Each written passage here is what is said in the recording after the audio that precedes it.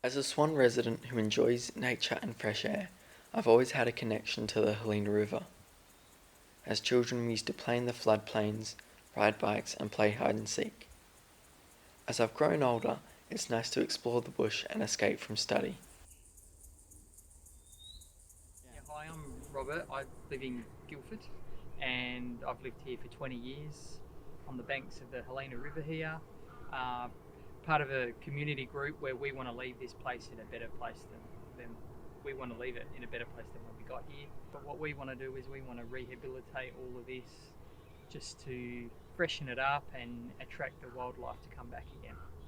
Another thing that we do that's more in the public eye is we work with people that are interested in beautifying their own environment, like the verge immediately in front of their house. Instead of having dry old dirt during summer, we go through and with kind donations of plants from the city of Swan, we go through and we mulch it all and then we plant natives that actually become habitat for smaller animals and native wildlife.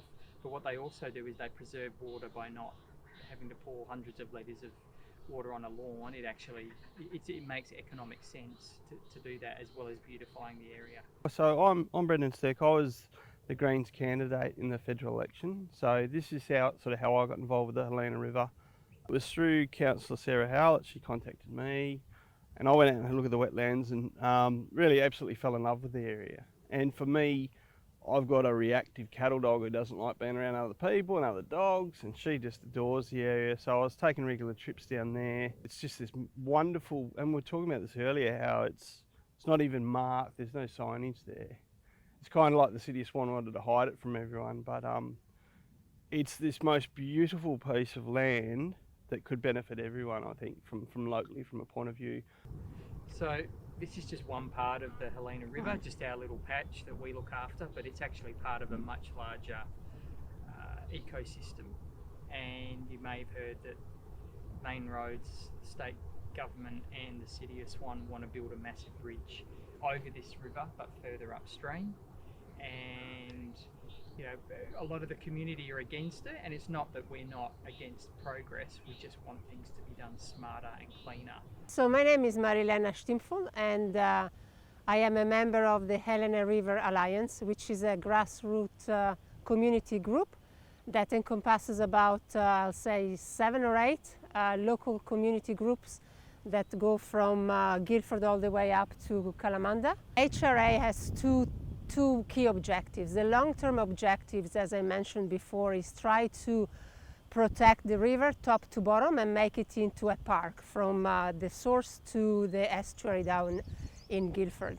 And that's a very long-term project because it requires a lot of cooperation and coordination with government agency, landowners and community.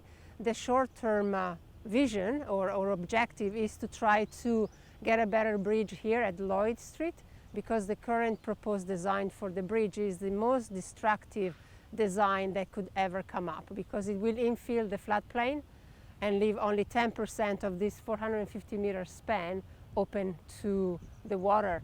Lloyd Street running through this way to the Great Eastern Highway bypass, which will mean that it will bring traffic right through to the heart of Midland, which is a problem in itself. But in terms of the bridge design, you can see here these white lines show the actual width of the impact, meaning that Main Roads will clear almost 100 metres either side of the bridge with about 150 old growth trees that have been there 200-300 years. A bridge is needed between these areas to mitigate the traffic. However, it does not need to be at the expense of wildlife habitats and the mass destruction of these floodplains. Every level of government has let us down, from a local government, and I will actually mention there's been some really brave councillors who stuck up for it, but unfortunately the short-sightedness of the rest of them. People think that the Helena River Alliance is against the bridge, which is not true. Ideally there shouldn't be a bridge here, but practically we will get a bridge.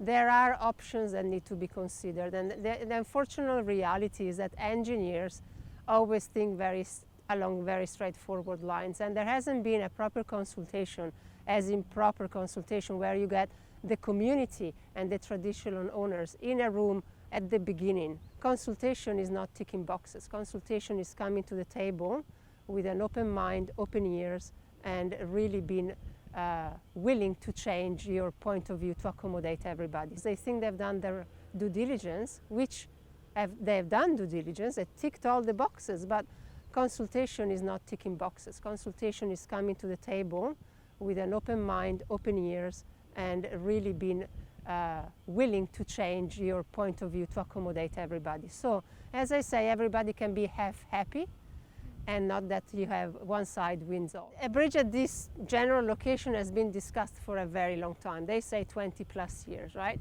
It is ludicrous to use plans hatched 20 years ago and make them fit to today's concerns. The previous Minister for Indigenous Australians and local MP, Mr. Ken Wyatt, said that it would be inappropriate to comment on the situation. With construction scheduled to begin in the second half of 2022, when will be an appropriate time for people like Mr. Wyatt to comment? You've seen that with that water in it, and when you've got the water in it, it really brings it home. You put that bridge from that present design, it's just going to destroy it. That bloodline has just got a great big bloody bridge through it. So, I don't think they'll give up. They're always going to have my support. They're always going to have the Green support. For me, it could be an area that we could go and enjoy. And even though there's going to be a bridge through it, which will be noisy, it's still, you keep what we can there. I think that's a paramount and a big priority for me. Well, we think that verges are just a tiny little impact. It's more about aesthetics, and we think that all that hard work and rehabilitation and doing verges and beautifying the neighbourhood is going to be completely undone by a bridge in one foul swoop. We as a community can and must come together to rally against the deforestation and destruction of these floodplains. It's important to have a constructive attitude about these problems, not destructive. So making plans to mitigate this damage is key. Save the river! One more time. Save the river! Save the river!